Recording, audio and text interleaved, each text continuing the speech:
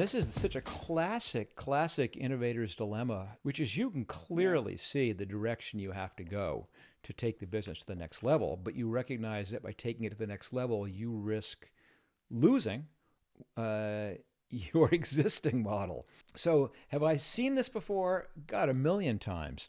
But I've seen it done successfully very infrequently. Not because it's not possible to do it, but because it's very, very scary. Because it really there is no magic way to say, I want to do something which fundamentally is going to compete with my customers and keep them at the same time. You may be looking for something that fundamentally doesn't exist. I'm not to say there aren't possibly ways to do it, and we'll talk about those in just a minute. But just to give some examples of things that I have seen over and over again, and certainly one of the classic ones was Blockbuster, which I was on the other side of. I was the little upstart who was coming after them, and it was grossly disproportionate in terms of size and scale. I mean, at the very beginning, Netflix was tiny. We were doing, $4 or $5 million in business at one point, and Blockbuster was doing $6 billion. But that was right around the point where they began to recognize that video rental by mail, because for those people who don't know, there wasn't streaming then. It was all mailing DVDs to people. Blockbuster absolutely recognized that this was a viable category, that this was going to be a very viable way that people would eventually consume movies.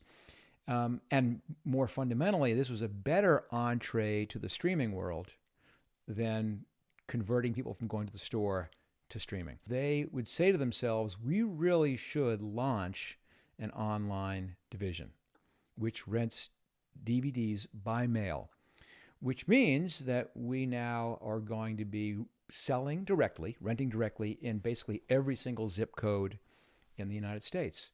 And well, wouldn't you know, we also happen to have stores in just about every single zip code in the United States.